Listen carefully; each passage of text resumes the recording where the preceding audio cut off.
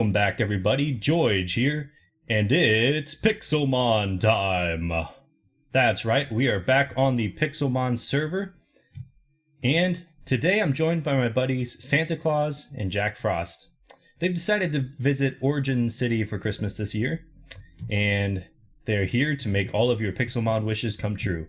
Okay, maybe that's not quite true, but Santa Claus is a NPC that I decided to program into Pixelmon. Pixelmon has this fun feature for admins, and since I'm an admin on this server, I can spawn in a trainer editor, which allows you to create trainers such as Santa Claus. You can see his model is Santa, his name's Santa Claus, and here's his party. You can edit all the Pokemon, edit what their moves are, edit what their levels are. You can even nickname them, change their size and gender and everything. So this is a pretty cool feature that Pixelmon has added in. You can edit how many times you want to be able to fight him. So once per MC day, so all the people on the server can come on, fight Santa Claus once per day cycle in Minecraft. So I believe that's every 20 minutes they can come on and fight Santa. And then he drops, well, he says these things, but he drops 16 snowballs. And I figured that'd be pretty fun, pretty harmless gift to give people for killing him.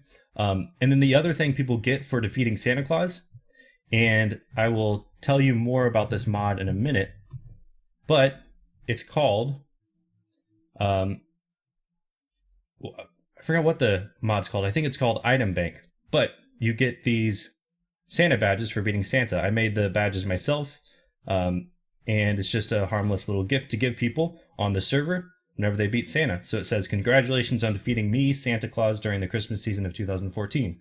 Keep this book safe. It is a collectible." So I figure that in the future of this server, people will look back and be like, "Oh, I have a Santa badge 2014. Do you have a Santa badge 2014?" And they will be like, "No, I'm so amazed that you have one and I don't." So they'll be valuable. People will be able to trade them and everything. But if you look at what I just did, the /account1, I'll show you what plugin that is. I added a couple plugins to the server, and I'm going to go over both of them in this episode. That one's called Item Bank. So here's our list of plugins. Item Bank is the plugin that I just installed. And the reason I installed it, you might look at it and say, okay, that takes the fun out of storage, right? Because now you don't need chests if you have accounts, right? So I can type account 2, account 3, account 1000. See, you have infinite accounts. And you might think that takes the fun out of storage, right? Well, the point of this server is to give a Pokemon feel to Minecraft. And the Item Bank plugin is the best one I found to give you the feel of being able to run around and just collect all the items possible in in the game. So in Pokemon, you can collect all the items in the game, up to 999 of them, and still not run out of room in your bag. So essentially, whenever you're in Minecraft and you can only hold, your 54 slots, I believe that's what, no, it's 1, 2, 3, 4, 5, 6, 7, 8, 9 times 4. You can hold your 36 slots worth of items, and that's it. So only 36 unique items, and only up to 64 of some of them. Whereas in Pokemon, you can get all the items in the game, up to 999 of them. So essentially, I wanted a mod that sort of simulates that feel, where you can have different pages of your bag and infinite items of every type. And that's sure, it ruins the chest aspect of Minecraft, but it brings a whole new aspect of being able to carry your entire worth with you, which is really cool to me. So you might be thinking, okay, if your accounts are ordered by number, then how in the world do you keep track of where all your items are? Well, I made a book. By the way, for the other members of the server and for people who are just watching, I will be making a tutorial building or tutorial hallway somewhere around Origin City that'll teach you how to use all the plugins, such as this one. But what I do to keep track of all my accounts, I have this book of accounts. So you can see page 1 is my urgent items, so items that are highly relevant and that I'll be giving out on a daily basis.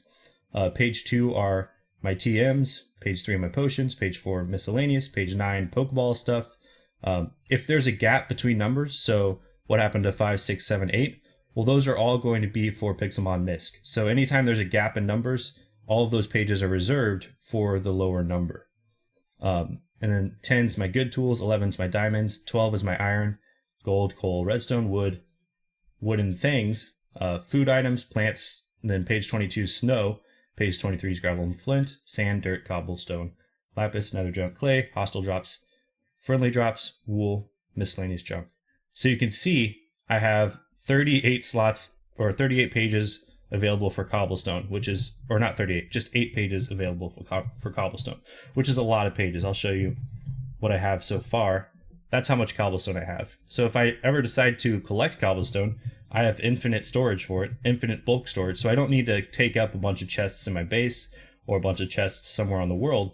I can just open up my bank. By the way, we should be depositing this here, Frost Breath. And the reason I have 5 of them is because that is what Jack Frost drops. So let's go ahead and heal up our Pokemon here. And then we will fight the good old Jack Frost,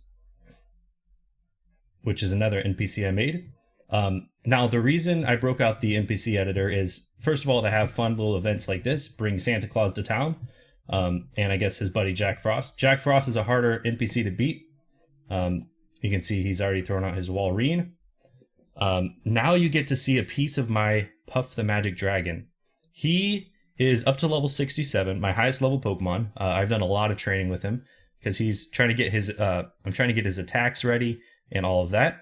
I know for a fact his final iteration, so once I have him all the way leveled up and I have all the moves I want, he's definitely going to have Roost and Dragon Dance.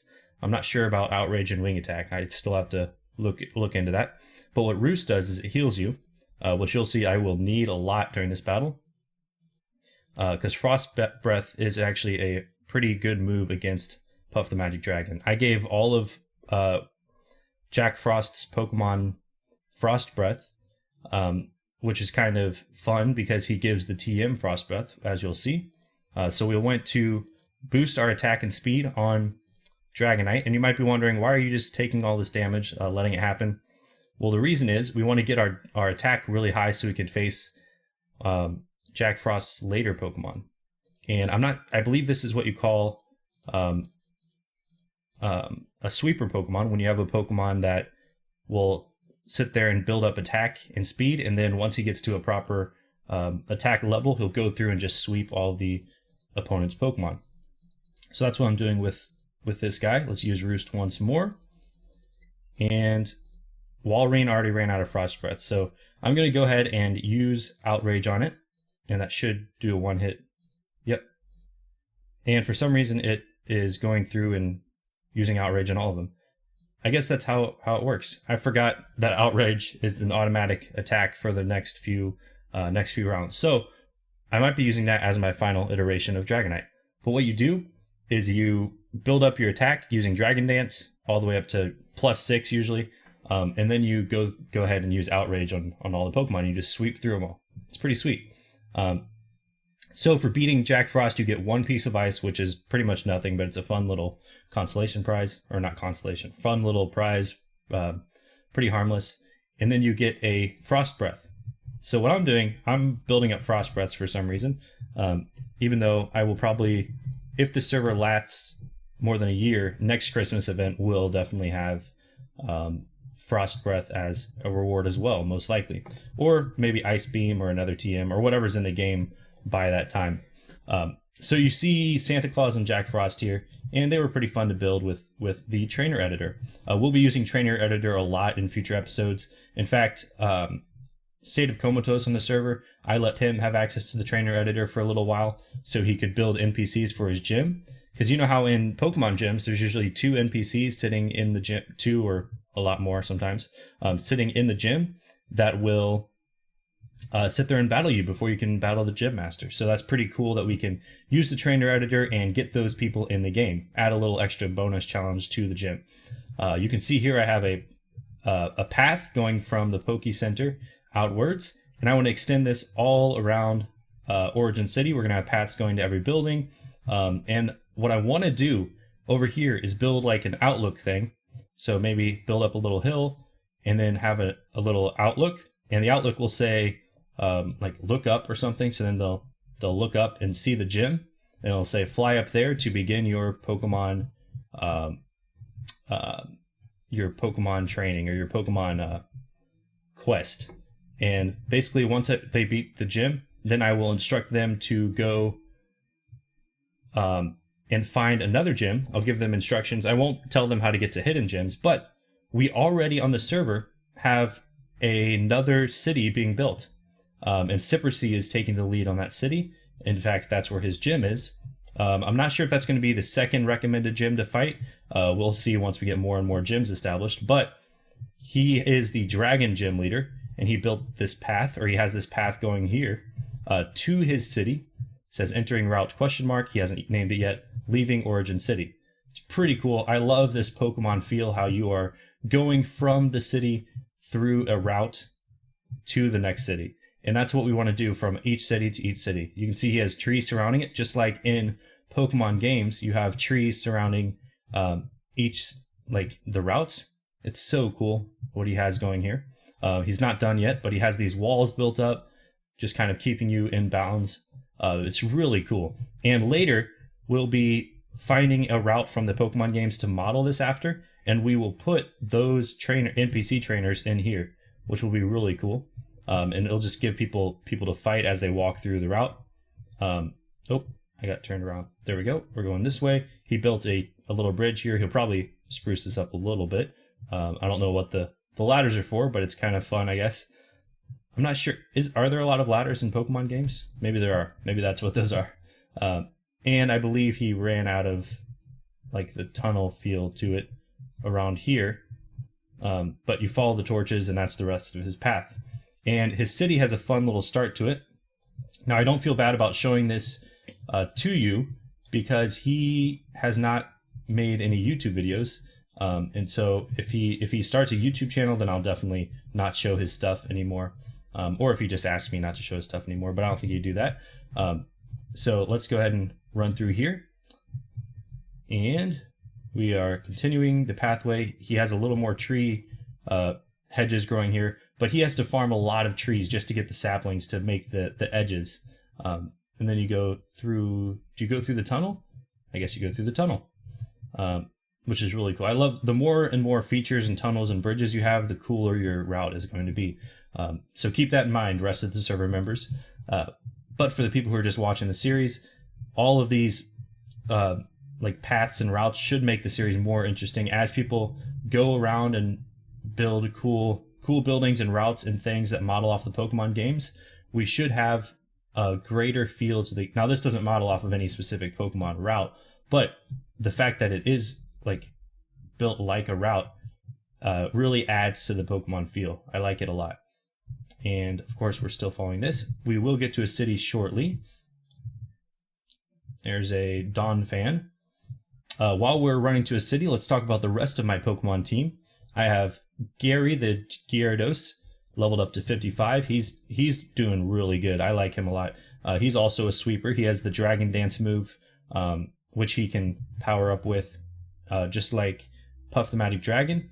But Gyarados is more. He has more like special attack advantage in that, like anytime there's a fire or a stone or a Pokemon that's vulnerable against water, he will just completely wreck them no matter what. And that could be said for most water Pokemons, but Gyarados is especially good at that. And then you have Kangaskhan, who's not going to be on my final team. And then I found a pretty cool Ghastly that I like. He has Impish Nature, which I mean isn't too bad, or it isn't too good either. But the reason I like him is if you type IVs 4, you can see that he has 66% of IVs, which is really good. His only bad one is the special attack. So to me, he's a pretty darn good Pokemon, and I will be using him extensively once I get him up to Gengar. But I have to decide what EVs I want to put on him.